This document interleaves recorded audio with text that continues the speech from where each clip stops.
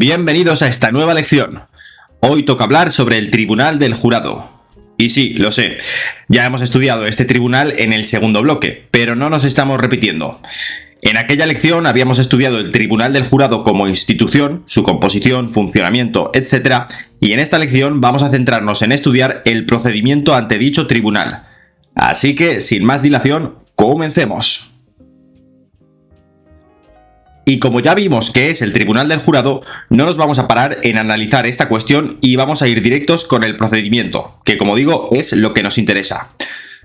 La regulación aquí la encontramos en la Ley Orgánica 5/1995 de 22 de mayo. En este procedimiento aplicaremos de forma supletoria la Ley de Enjuiciamiento Criminal. La gran particularidad en este procedimiento es que la competencia no viene determinada por la gravedad de la pena del delito en cuestión, sino que viene determinada por la materia. Es decir, el Tribunal del Jurado conocerá de forma exclusiva de una serie concreta de delitos independientemente de cuál sea la pena a imponer. En concreto, el Tribunal del Jurado será competente para el conocimiento y fallo de las causas por los siguientes delitos que recoge el Código Penal y que tenéis recopilados en pantalla. Estos procedimientos también se inician por denuncia, querella, atestado, etc. o por conversión de un procedimiento ordinario o abreviado. En cualquier caso, el juez de instrucción competente dictará auto de incoación del procedimiento si el delito que se ha de enjuiciar corresponde al Tribunal del Jurado. A continuación, se informará de esta apertura de incoación del procedimiento a los que estén siendo investigados, convocándoles a una comparecencia en el plazo de 5 días y convocando también al Ministerio Fiscal y a las demás partes personadas. El investigado, por cierto, tendrá que estar asistido de letrado, ya sea de su elección o de oficio si no ha elegido ninguno. Si se conoce a los ofendidos o perjudicados por el delito, se les convocará a una comparecencia. Una vez celebrada la comparecencia y habiendo dado audiencia a todos los comparecidos, el juez de instrucción tendrá que decidir si continuar el procedimiento o sobreseerlo. En este último caso, se podrá recurrir en apelación ante la audiencia provincial. Pero nuestro querido juez, en este caso, va a decidir continuar con el procedimiento, más que nada porque si no, no podemos seguir estudiándolo. Así que, a continuación, resolverá sobre si es pertinente practicar las diligencias que las partes solicitaron en la comparecencia y, en caso afirmativo, ordenará su práctica. De todas formas, las partes podrán solicitar nuevas diligencias de investigación dentro de los 5 días siguientes al de la comparecencia o al de aquel en el que se practicó la última de las ordenadas por el juez. Además, el propio juez podrá ordenar las diligencias que considere necesarias aunque no se lo hayan solicitado las partes. Ahora bien, si el juez considera improcedentes las diligencias solicitadas y además no ordena ninguna de oficio, o si considera que ya no es necesaria la práctica de más diligencias, les dará traslado a las partes para que en el plazo de 5 días formulen escrito de conclusiones provisionales y se pronuncien sobre si procede la apertura de juicio oral. Presentado el escrito de conclusiones, se le dará traslado a la representación del acusado para que formule escrito de defensa. Mirad que aquí ya no hablamos de investigado, sino de acusado. En ambos escritos, las partes podrán proponer diligencias complementarias para que sean practicadas en la audiencia preliminar del juicio oral. Con ambos escritos ya presentados, el juez señalará el día más próximo posible para celebrar la audiencia preliminar en la que se decidirá sobre si procede la apertura del juicio oral. Y si el juez no acuerda esta convocatoria, las partes pueden recurrir en queja ante la audiencia provincial. Aunque también puede ocurrir que renuncien a la audiencia la defensa de todos los acusados, en cuyo caso el juez decretará la apertura del juicio oral sin más trámites y nos saltaremos este pasito. Pero como no queremos saltárnoslo, porque queremos estudiarlo, sigamos. Supongamos que las respectivas defensas de las partes no renuncian a ella y que el juez acuerda su celebración. ¿Qué se hace en esta audiencia preliminar? Pues en primer lugar se practicarán las diligencias propuestas por las partes que fueron admitidas al tiempo de señalarse fecha para la audiencia. Las partes también podrán proponer en la audiencia diligencias para que sean practicadas en ese mismo acto. Una vez terminamos de practicar las diligencias admitidas, se oirá a las partes para que manifiesten si consideran que procede la apertura de juicio oral. También para que manifiesten, en su caso, sobre la competencia del Tribunal del Jurado. Concluida la audiencia preliminar, el juez dictará auto en ese mismo acto o dentro de los 3 días siguientes, en el que decidirá si sobreseer el procedimiento o, efectivamente, proceder a la apertura del juicio oral. De nuevo, en caso de sobreseimiento, se puede recurrir en apelación ante la audiencia provincial. Si se procede a la apertura del juicio oral, el juez de instrucción remitirá al tribunal competente para el enjuiciamiento el testimonio, los efectos e instrumentos del delito en cuestión y demás piezas de convicción. Este testimonio que hemos mencionado contendrá los escritos de calificación de las partes, la documentación de las diligencias que hayan de ser ratificadas en el juicio oral y el propio auto de apertura del juicio oral. Una vez la audiencia provincial reciba las actuaciones, se designará al magistrado ponente. Además, el juez emplazará a las partes para que se personen dentro del término de 15 días ante la audiencia provincial, que recordemos una vez más es el órgano competente para el enjuiciamiento de estas causas. Cuando se personen, las partes podrán plantear cuestiones previas. Cuestiones que tienen que ver con la competencia o inadecuación del procedimiento, con la vulneración de algún derecho fundamental, con la impugnación de algún medio de prueba propuesto por las demás partes, etc. Una vez resueltas estas cuestiones, en el caso de que se hayan propuesto, y siempre que no impidan el juicio oral, el magistrado que vaya a presidir el tribunal del jurado dictará auto señalando día para la vista del juicio oral. Por lo tanto, viajamos en el tiempo y nos vamos hasta ese día señalado para el juicio oral. Si concurren al menos 20 de los candidatos a jurados convocados, el magistrado presidente abrirá la sesión. No obstante, se procederá a comprobar nuevamente si en estos candidatos concurre alguna falta de requisitos o alguna causa de incapacidad, de incompatibilidad, de prohibición o de excusa de las que ya vimos en aquella lección en la que estuvimos estudiando al tribunal del jurado. Para ello, el magistrado presidente interrogará nuevamente a los candidatos y también las partes podrán interrogarles a estos efectos. Si no comparecen al menos 20 candidatos o, habiendo comparecido 20 o más, se excluyen a algunos porque concurren en ellos las circunstancias que acabamos de mencionar y como consecuencia de ello tenemos a menos de 20 candidatos válidos, tendremos que proceder a un nuevo señalamiento dentro de los 15 días siguientes. Para ese nuevo señalamiento, se citará a los candidatos que comparecieron la primera vez, a los que se ausentaron, y luego además se cogerá la lista bienal y se designará por sorteo a un máximo de 8 de los candidatos que figuran en esa lista. Os remito de nuevo a la lección en la que estuvimos hablando del tribunal del jurado, por si no os acordáis de lo que es la lista bienal. En este momento, las partes podrán alegar si concurre en alguno de los designados por sorteo alguna de las causas de incapacidad, incompatibilidad, etc., las que hemos comentado antes.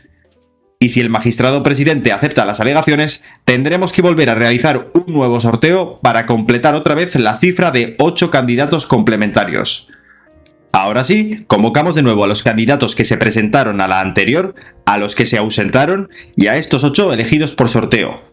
Y si en esta segunda convocatoria tampoco se obtiene el número mínimo de candidatos a jurados concurrentes, que recordemos era un mínimo de 20, se volverá a repetir el procedimiento anterior.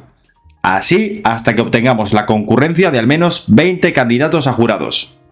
Pero como somos muy optimistas, vamos a suponer que concurre un número suficiente de candidatos. En ese caso, procedemos a un sorteo sucesivo para seleccionar a los 9 jurados que formarán parte del tribunal, más otros 2 de regalo que actuarán como suplentes. A ver, no nos confundamos con los números. Cuando hablábamos de un mínimo de 20 candidatos a jurados, son eso, candidatos. Todavía no son jurados. Cuando concurra ese número mínimo de 20 es cuando ya podremos elegir de entre ellos y por sorteo a los 9 jurados más 2 suplentes.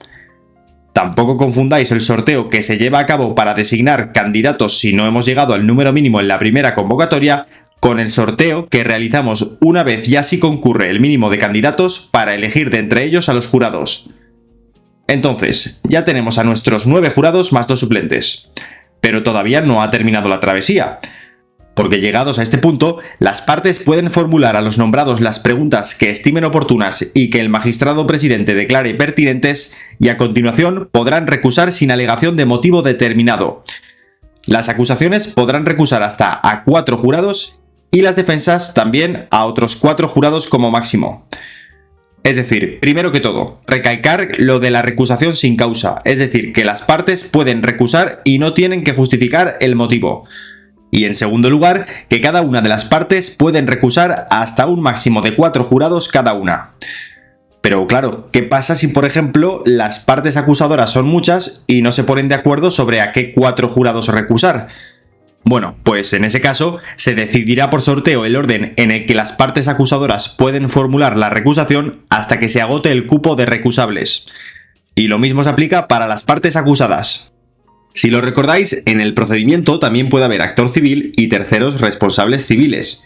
Y estos también pueden formular recusación, pero en su caso sí que deben justificarlas. Es decir, no pueden formular recusación sin causa. Y lo mismo se aplicará para los suplentes cuando solo queden 2 candidatos para ser designados como tales. Tampoco se podrá en este caso recusar sin causa. Y bueno, ahora que hemos hablado de las recusaciones, podemos ya entender mejor por qué, aunque solo vaya a haber 9 jurados y 2 suplentes que compongan el tribunal, se convoca a más candidatos, ¿no? Pues bien, una vez que se haya constituido el tribunal, los jurados designados prestarán juramento o promesa y a continuación el magistrado presidente mandará comenzar la celebración del juicio oral. El juicio oral comienza con la lectura de los escritos de calificación.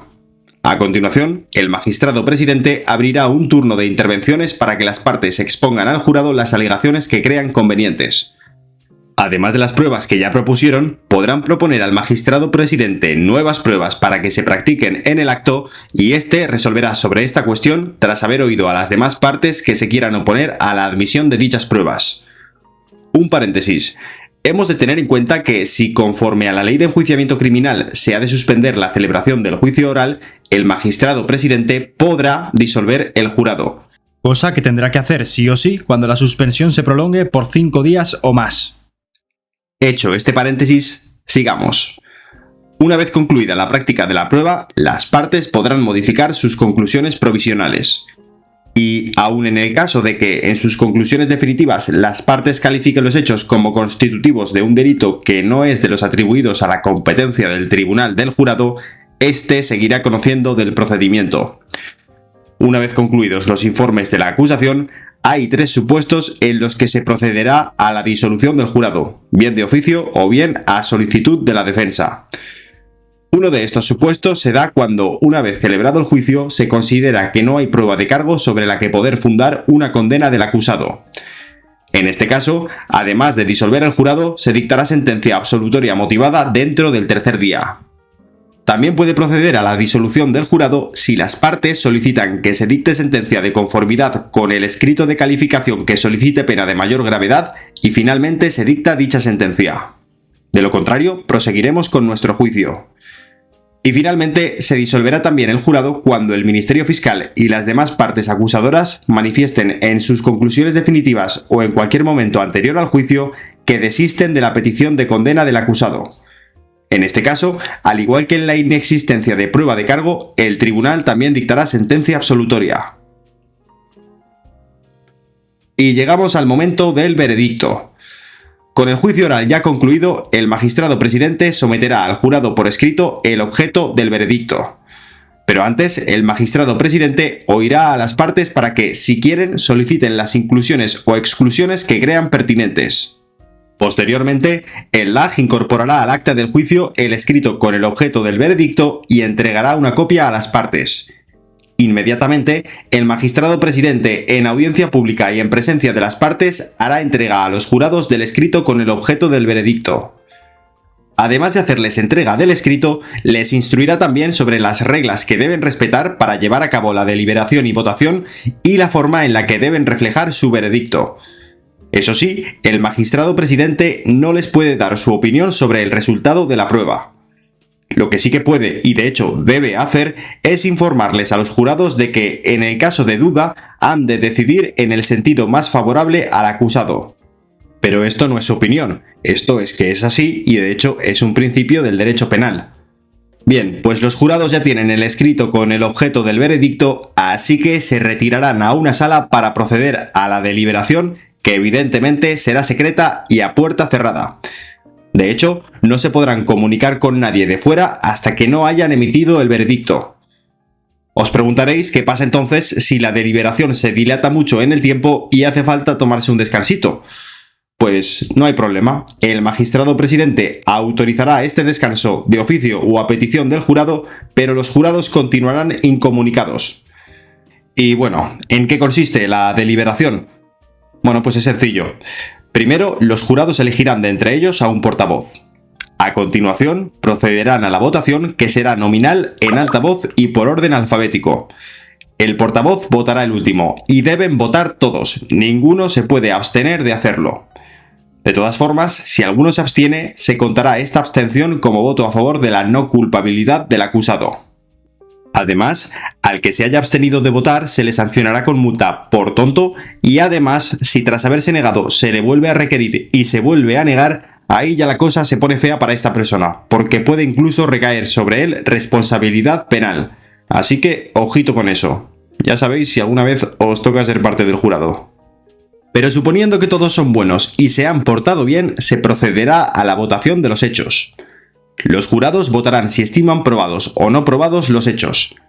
¿Cuántos votos hacen falta para que se declaren probados los hechos? Depende. Si estos hechos son contrarios al acusado, se necesitan 7 votos.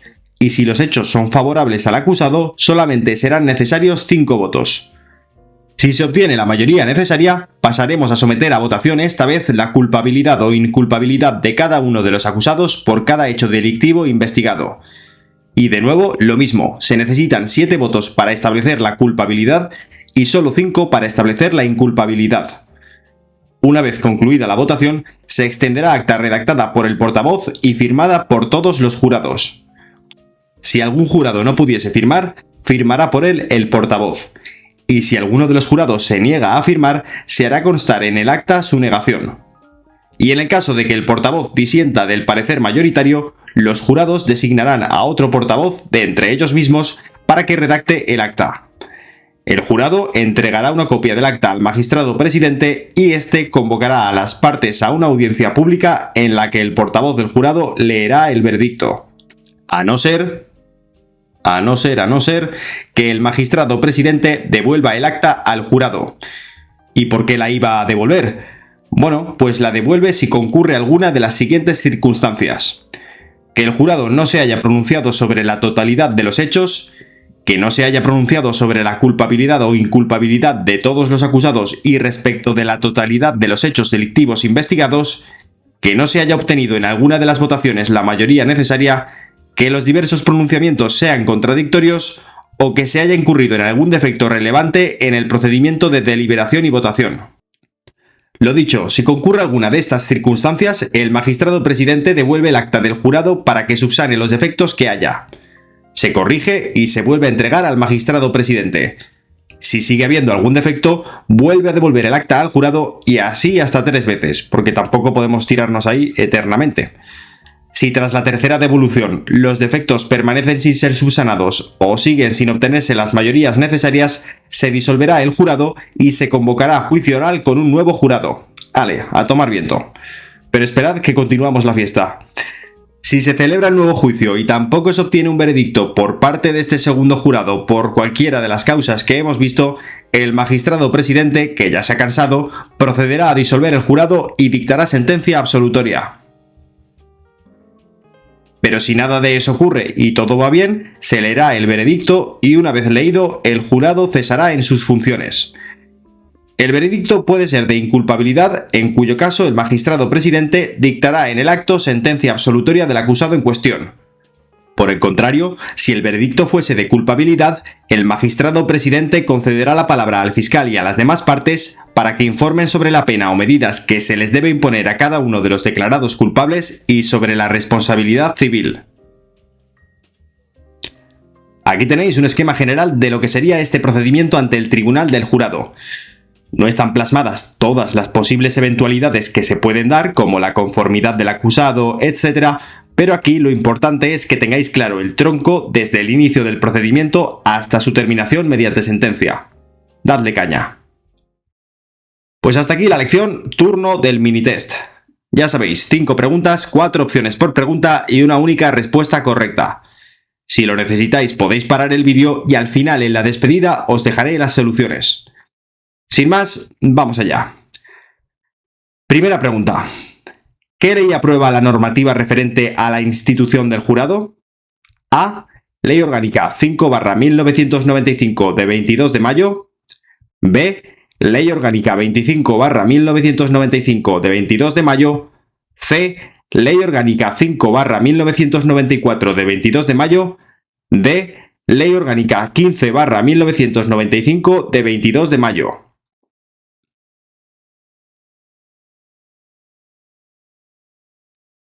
Segunda pregunta. ¿Cuál de los siguientes delitos no es competencia del Tribunal del Jurado? A. Cohecho. B. Malversación de caudales públicos. C. Falsificación de documentos públicos y oficiales. D. Todos son competencias del Tribunal del Jurado.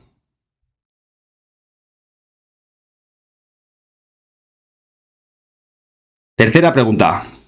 El Tribunal del Jurado se compone de A. 7 jurados y 2 sustitutos. B. 8 jurados y 2 sustitutos. C. 9 jurados y 2 sustitutos. D. 20 jurados y 2 sustitutos.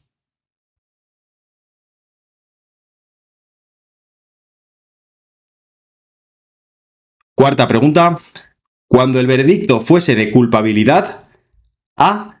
El magistrado presidente concederá la palabra al fiscal y a las demás partes. B. El portavoz del jurado concede la palabra al fiscal y a las demás partes. C.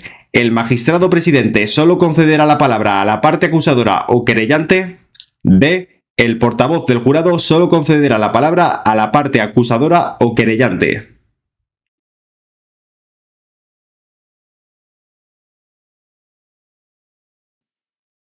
Quinta y última pregunta. Para establecer la culpabilidad o inculpabilidad serán necesarios A. 5 votos para establecer la culpabilidad y 7 votos para establecer la inculpabilidad.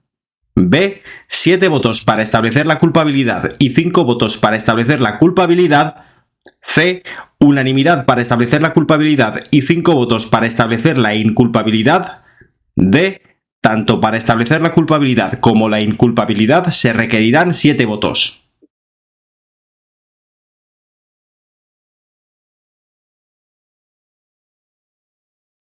Bien, pues hasta aquí la lección y el mini test. Os prometo que no vuelva a haber una lección dedicada al Tribunal del Jurado. Pero bueno, espero que os haya gustado y espero que ahora améis mucho a este querido tribunal. Lo de siempre, cualquier pregunta que tengáis, cualquier duda, me la mandáis al correo y os la responderé. Mucho ánimo con el estudio, seguid dándole mucha caña y nos vemos en la próxima lección. ¡Chao!